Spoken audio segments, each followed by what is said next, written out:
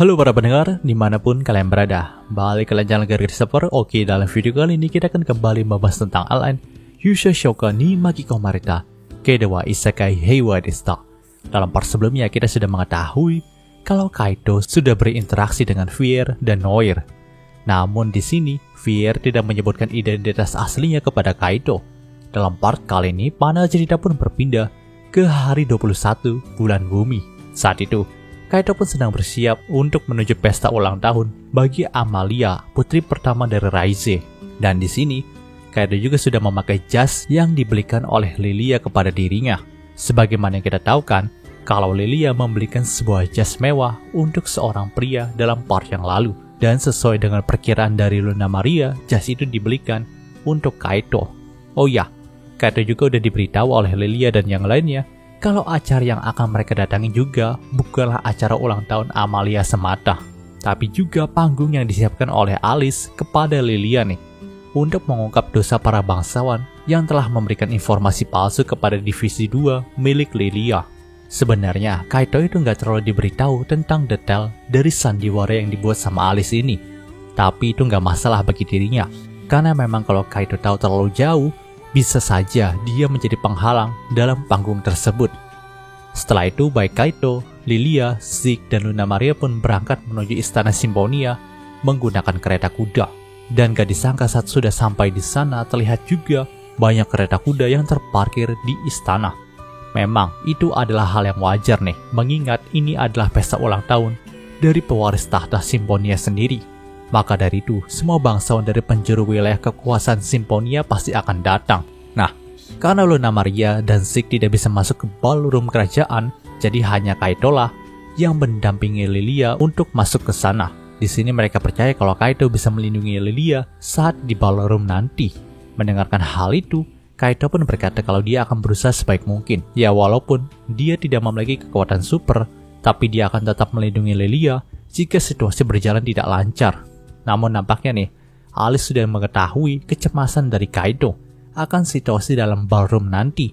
Maka dari itu, Alice pun langsung melakukan telepati kepada Kaito untuk menenangkannya nih. Dia juga berkata kalau hampir 20% tamu dalam ballroom itu adalah anak buahnya. Jadi Kaito juga tidak perlu khawatir akan keselamatannya dan Lilia. Lagi pula Alice juga akan tetap mengawasi Kaito jika sudah di dalam. Namun dia hanya akan memperlihatkan sosoknya bila mana Kaito dan Lilia dalam keadaan terdesak saja. Nah, selain itu Kaito juga sempat berbicara kepada Lilia nih tentang rencana pembalasannya ini. Saat itu Lilia pun berkata kalau dia sudah siap untuk melepaskan beban atas rasa bersalahnya ini. Lilia yakin dengan bantuan dari Kaito dan yang lainnya, rencana ini akan sukses. Setelah membicarakan hal tadi, Kaito dan Lilia pun langsung masuk ke dalam ballroom kerajaan nih. Lalu acara penyambutan awal dari Raize dan Amalia pun dimulai, di mana saat itu, untuk awalan, Raize mengucapkan beberapa patah kata mengenai perayaan ulang tahun dan kerajaan Simfonia. Begitu juga yang dilakukan sama Amalia nih. Namun setelah Amalia menyelesaikan pidatonya, Lilia pun langsung mengangkat tangannya lalu meminta izin kepada Amalia untuk menyampaikan sesuatu nih. Mendengarkan permintaan itu, Amalia pun mengabulkannya, membuat Lilia langsung naik ke podium. Nah, saat itu suasananya masih cukup tenang. Namun hal itu langsung berubah ketika dengan tegas Lilia berkata kalau ada pengkhianat dalam kerajaan ini. Dia juga menjelaskan kalau pengkhianat yang dimaksud adalah para bangsawan yang dengan sengaja memberikan informasi palsu kepada Divisi 2 Kesatria Kerajaan yang dipimpin oleh dirinya pada 4 tahun yang lalu. Kesatria Kerajaan adalah tonggak suci yang menjaga kerajaan Simfonia ini. Maka dari itulah memberikan informasi palsu yang merugikan kesatria kerajaan lalu membuat mereka hampir dibantai oleh para monster adalah tindakan tercela yang bahkan sama seperti mengkhianati kerajaan sendiri. Hal itu dibenarkan oleh Raize karena memang sudah menjadi hal yang mutlak di sana gitu. Lalu tanpa ragu Lilia juga menjelaskan kalau ada 2 orang yang memberikan informasi palsu itu kepada divisi 2-nya, yaitu seorang Count dan Viscount. Nah, sayangnya di sini tidak disebutkan namanya teman-teman. Jadi kita panggil aja sesuai gelarnya aja ya teman-teman. Setelah pengakuan itu, sang Viscount dan Count yang tadi dituduh sama Lilia pun masih cukup tenang nih. Mereka berkata kalau mereka itu nggak mungkin melakukan hal sekonyol itu. Dan lagi pula, apa Lilia memiliki bukti atas tuduhannya itu? Ya, nampaknya mereka berdua masih berani berbicara, karena ya mereka kira Lilia itu tidak punya bukti apapun, teman-teman. Namun nampaknya mereka berdua telah salah pilih lawan deh. Karena di sini Lilia sudah membawa semua bukti yang dia dapatkan dari Alice, mulai dari pemalsuan dokumen dan juga surat yang diperuntukkan dalam menjebak Divisi 2 Kesatria milik Lilia yang terdahulu. Tentu, ketika sudah ada bukti itu dan Raise juga sudah menganggap buktinya adalah bukti yang sah, membawa sang Viscount dan Count yang tadi jadi ketar-ketir, teman-teman. Dan kini mereka berdua dihadapkan dengan dua pilihan. Apakah mau mengakui semua kejahatannya? Tapi tentu itu akan langsung merusak reputasi mereka mengingat banyak bangsawan dari penjuru wilayah sudah datang ke sini. Atau pilihan kedua, mereka itu menyangkalnya. Tapi dengan resiko hukuman bagi mereka itu akan bertambah berat bila terbukti bersalah gitu. Ternyata nih mereka memilih pilihan yang kedua, teman-teman. Di sini mereka pun berkata, kalau bukti yang dibawa sama Lilia adalah palsu dan Lilia sengaja menjebak mereka. Namun kata-kata mereka pun langsung terhenti nih ketika sosok Kronois muncul di dekatnya Lilia. Di sini, dia pun sempat minta maaf kepada semuanya karena muncul secara tiba-tiba. Lalu dia juga menjelaskan kalau maksud kedatangannya ke sini adalah untuk memberikan berkas sejatinya kepada Lilia. Tentu semua orang yang ada di sana pun jadi terkejut dan memandang Lilia nih. Dan tanpa basa-basi, Kronois juga langsung memberikan berkas sejatinya kepada Lilia. Berkah ini adalah berkah yang lebih besar daripada berkah yang didapatkan Lilia saat di kuil dulu. Dan dengan berkah ini, Lilia bisa menggunakan nama Kronois untuk keperluan pribadinya. Nah, setelah mendapatkan kartu as andalan miliknya dari Kronois, Lilia pun langsung memandang kedua bangsawan yang dituduh tadi dan bertanya atas nama Kronois, apakah benar kalian melakukan tindakan pengkhianatan dan menjerumuskan Divisi 2 Lilia dengan memberikan informasi palsu pada 4 tahun lalu atau tidak gitu. Nah, ketika sudah ditanya seperti itu, apalagi dengan atas nama Kronois, mereka berdua tidak bisa apa-apa lagi. Jika mereka berbohong, maka mereka sama saja sedang mengarahkan pedang ke arah Kronois. Dan tentu, itu adalah dosa yang sangat tercela. Maka dari itulah, akhirnya mereka berdua pun bersujud kepada Lilia dan mengakui dosa-dosanya. Setelah pengakuan itu, mereka pun langsung dibawa keluar oleh para prajurit yang ada di sana. Dan dengan demikian, pesta ulang tahun dari Amalia pun dimulai tanpa kedua bangsawan tadi. Ketika itu juga, Lilia pun langsung berterima kasih kepada Kronois dan Kaito nih, karena memang tanpa bantuan dari mereka berdua, maka Lilia tidak akan bisa melalui hal ini. Dia juga sangat bersyukur kalau Kaito telah terpanggil dalam dunia ini saat zaman dirinya masih hidup. Nah, nampaknya Kronois juga tidak langsung pulang dari sana. Dia akan tetap di pesta ini sampai selesai. Namun dia berkata hanya akan duduk saja tanpa berpartisipasi. Tentu, hal itu membuat semua orang yang ada di sana menjadi bersorak. Karena memang sangat jarang sekali bagi dewi tertinggi seperti Kronois mau datang ke pesta umat manusia. Tapi tentu hal itu nggak berlaku sama Kaito karena Kaito juga udah sering banget ketemu sama Kronois gitu.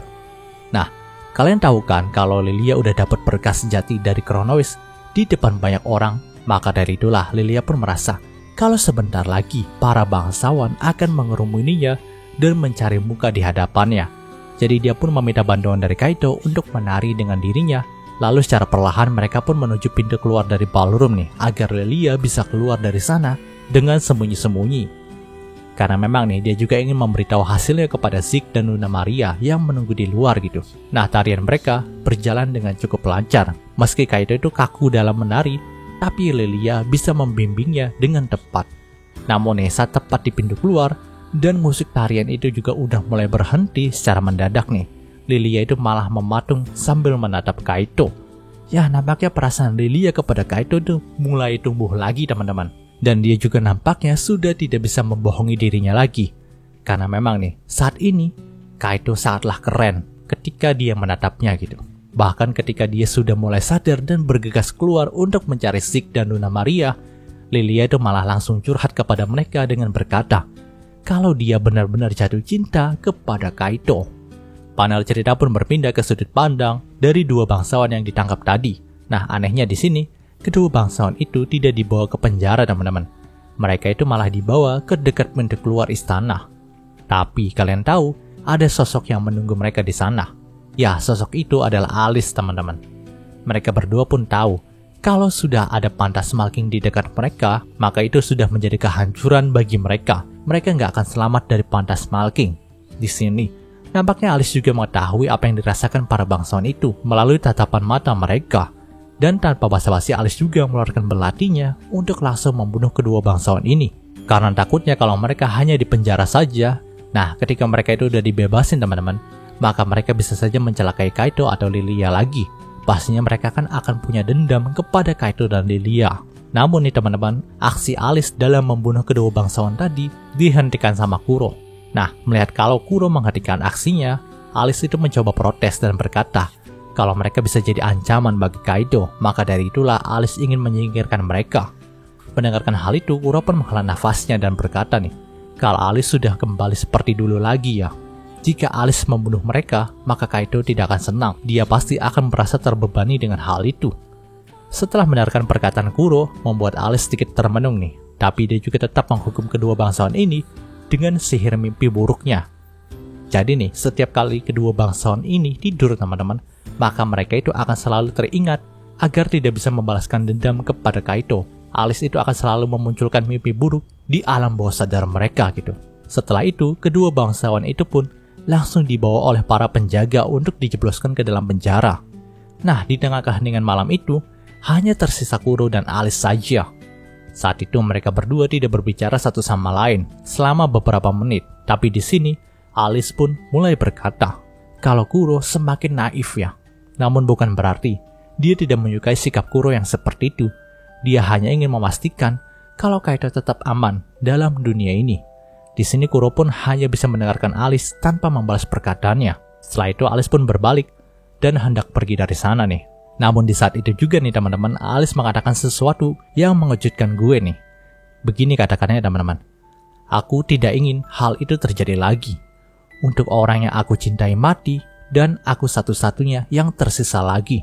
Aku tidak akan melepaskan Kaito. Jika perlu, dunia ini akan kuhancurkan demi Kaito. Dan cerita di part ini pun berakhir.